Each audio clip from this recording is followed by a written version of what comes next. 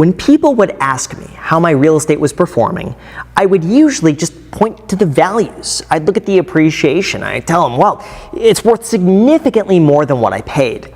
But as I later found out, that appreciation is worth nothing until you sell it. And again, that later wound up to bite me in the butt. Now again, even though on paper, these properties were worth significantly more than what I paid, I had a lot of equity in them. Once I backed out, my repairs, the vacancy, every insurance increase, every utility bill, and every maintenance call, the actual return was only about 4 to 5% a year.